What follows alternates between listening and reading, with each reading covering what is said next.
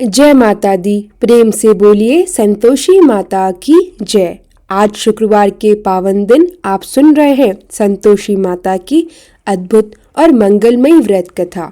एक समय की बात है, एक बुढ़िया थी जिसके 7 बेटे थे। 6 बेटे बहुत मेहनती और कमाने वाले, लेकिन 7वां बेटा थोड़ा निकम्मा और भोला भाला था। बुढ़िया माँ रोज 6 बेटों के लिए रसोई बनाती, उन्हें आदर से भोजन कराती और जो भी कुछ बच जाता वही 7वें बेटे को परोस देती। वह बेटा बड़ा ही सीधा था, कभी शिकायत नहीं करता। एक दिन उसने अपनी बहू से कहा, देखो मेरी माता का मुझ पर कितना प्रेम है, वह मुझे अपने हाथ का बना हुआ भोजन देती है। बहू ने हंसकर कहा, क्यों नहीं, सबका जूठा बचा हुआ खिलाती है, तुम्हें ही प्यार करती है क्या? यह सुनकर वह बेटा चकित हो गया। बोला, ऐसा भी हो सकता है क्या? जब तक अपनी आंखों से न देख लूं तब तक विश्वास नहीं कर सकता। बहू मुस्कुराई, तो देख लेना। कुछ दिनों बाद बड़ा त्योहार आया। घर में 7 प्रकार के व्यंजन और चूरमे के लड्डू बने। वह लड़का देखने के लिए सिर दर्द का बहाना बनाकर पतला कपड़ा सिर पर डालकर रसोई घर में सो गया। माँ ने पहले 6 बेटों के लिए सुंदर आसन बिछाए, 7 प्रकार का भोजन परोसा और प्यार से आग्रह करके उन्हें खिलाया।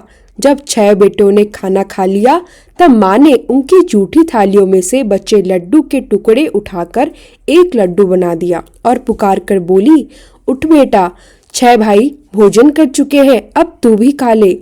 यह देखकर 7वां बेटा बहुत दुखी हुआ। उसने कहा, माँ अब मुझे भोजन नहीं करना, मैं परदेश जा रहा हूँ। माँ ने कहा, अरे बेटा कल जाता तो आज ही जा। वह बोला, हाँ माँ आज ही जा रहा हूँ। चलते चलते उसे अपनी बहू की याद आई। वह गौशाला में कंडे थाप रही थी। वह बोला, मेरे पास कुछ नहीं है, बस यही अंगूठी है, इसे अपनी निशानी रख लो। बहू बोली, मेरे पास भी कुछ नहीं, बस यह गोबर भरा हाथ है। और उसने हंसते हुए उसकी पीठ पर गोबर से थाप मार दी। अब वह परदेश के लिए निकल पड़ा। कई दिन चलता रहा और अंत में एक साहूकार की दुकान पर पहुंचा। वह बोला, भाई मुझे नौकरी पर रख लो। साहूकार बोला, काम देखकर दाम मिलेंगे। वह मान गया। दिन रात मेहनत से काम करने लगा। सुबह 6 बजे से रात 12 बजे तक दुकान संभालता।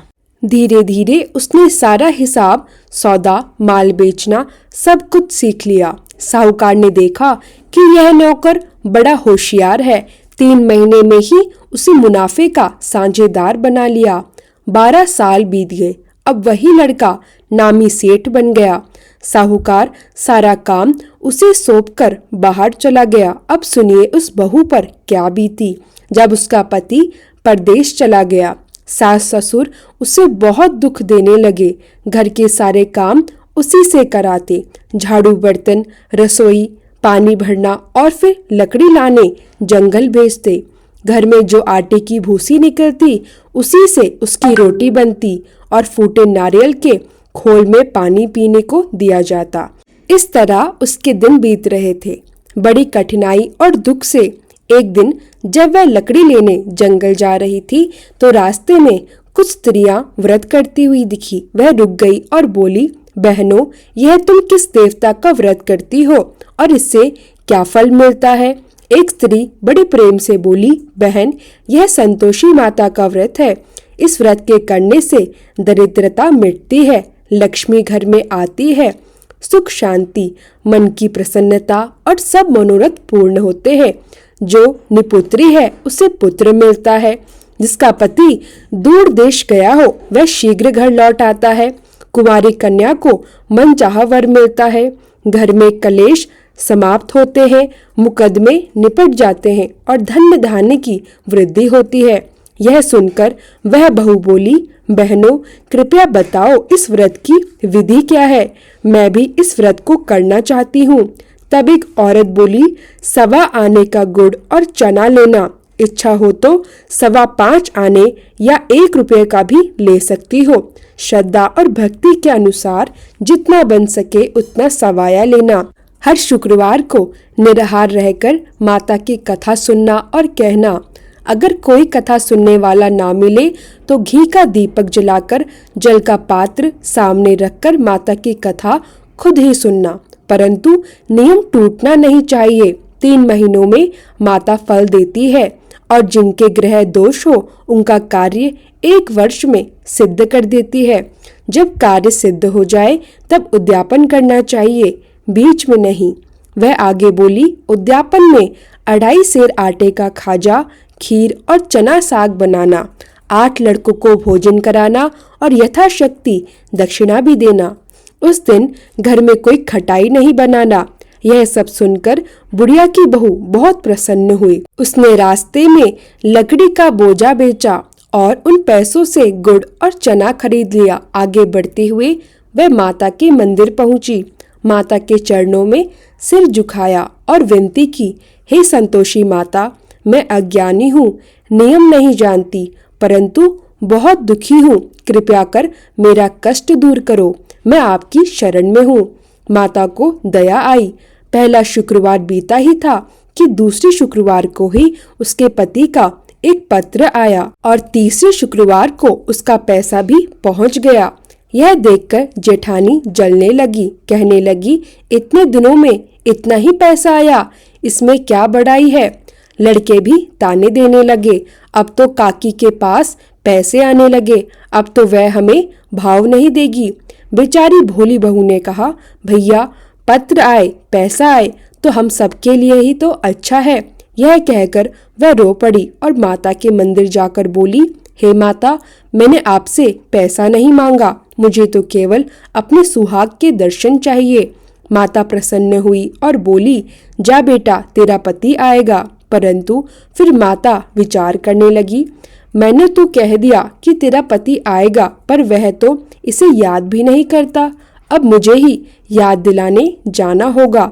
संतोषी माता ने विचार किया, मैंने अपनी पुत्री से कहा तो है कि उसका पति आएगा, पर वह तो इसे याद तक नहीं करता, अब मुझे ही उसे याद दिलाना परदेश जाना होगा।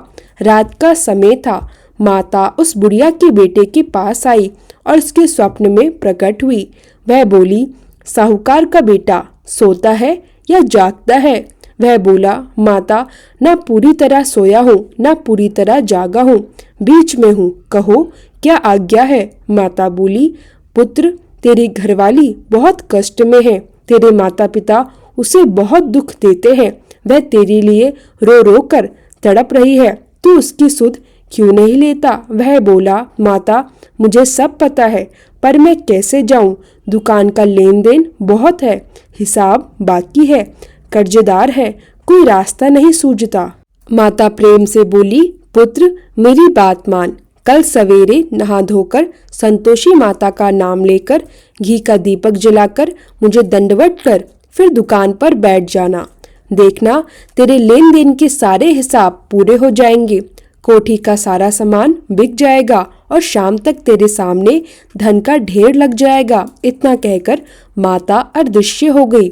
सुबह होते ही वह लड़का उठा, सपना याद आया और उसने अपने मित्रों को बताया।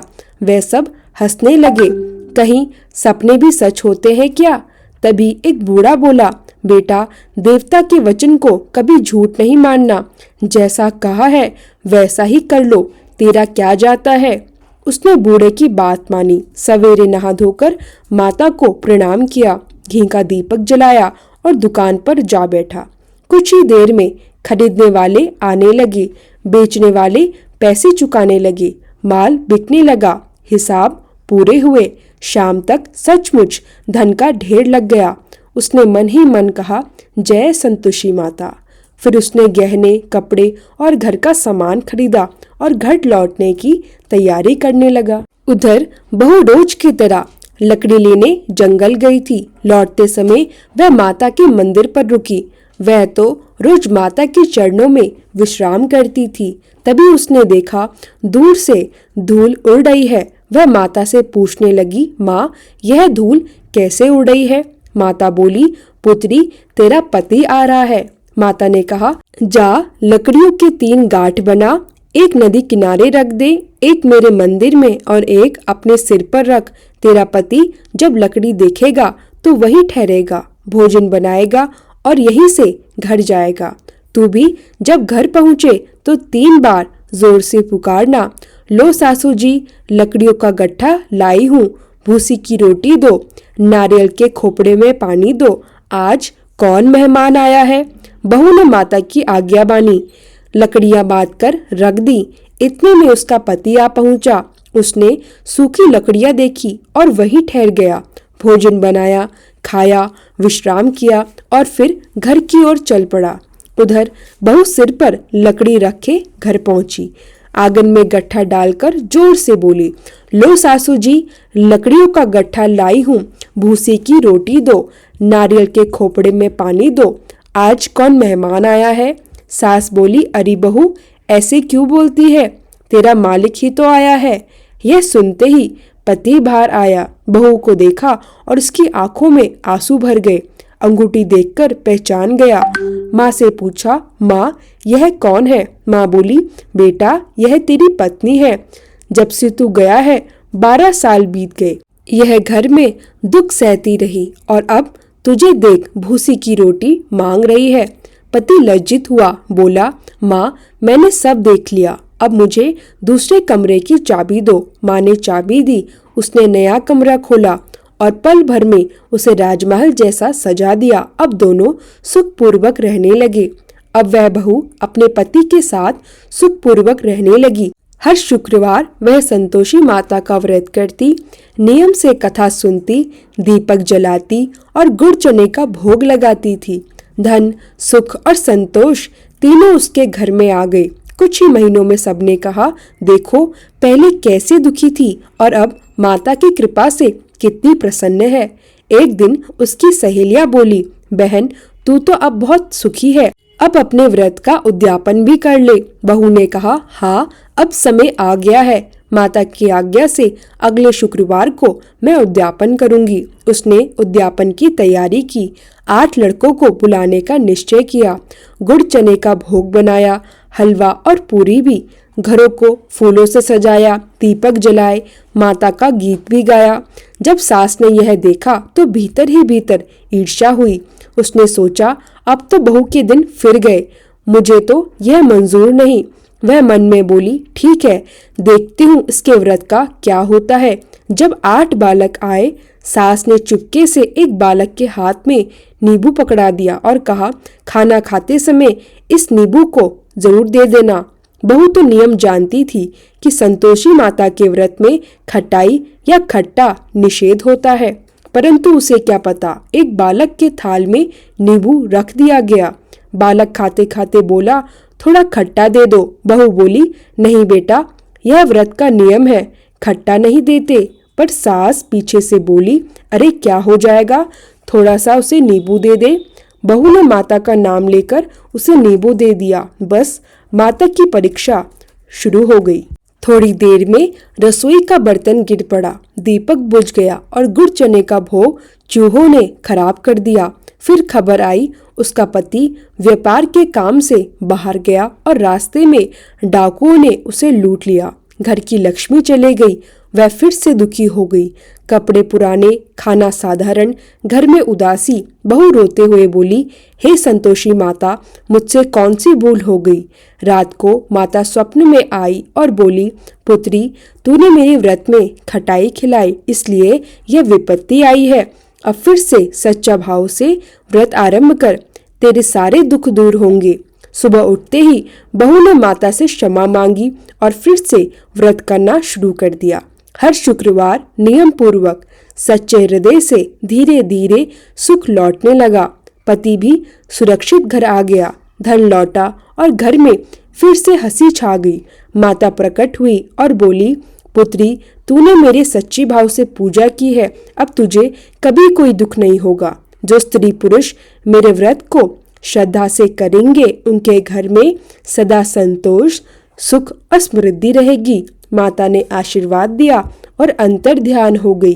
तभी आकाशवाणी हुई, संतोषी माता की महिमा अपरंपार है। जो शुक्रवार को उनका व्रत कर गुड़ चने का भोग लगाकर कथा सुनता है, उसके सभी संकट दूर होते हैं।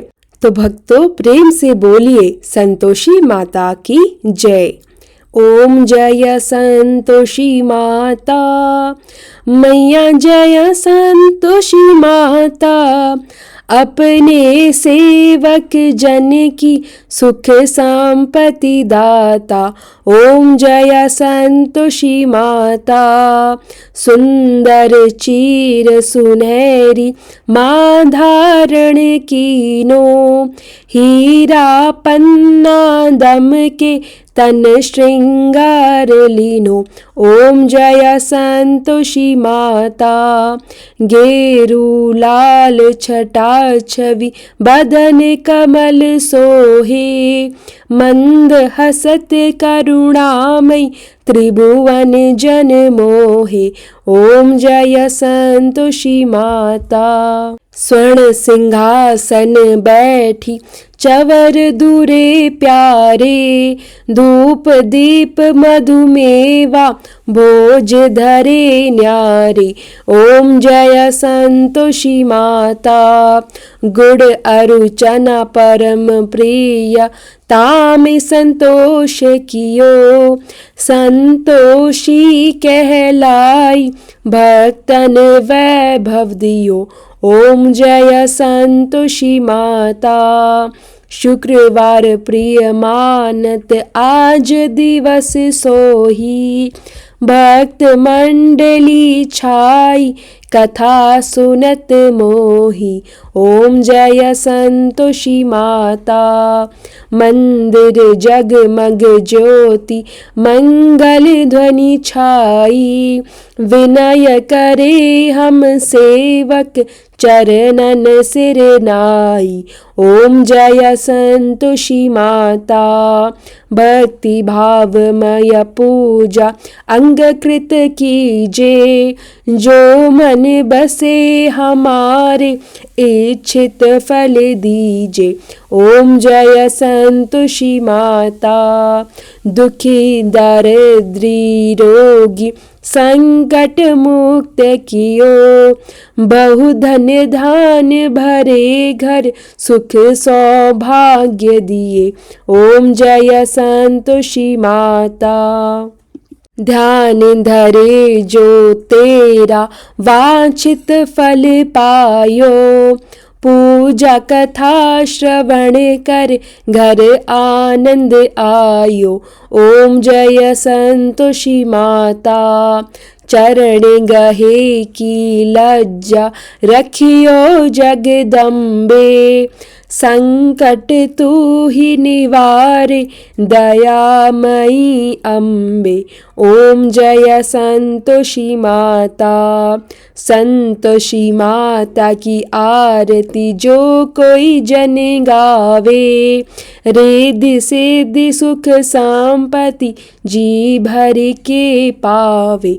ओम जय संतोषी माता, ओम जय संतोषी माता मैया, जय संतोषी माता, अपने सेवक जन की सुख संपत्ति दाता।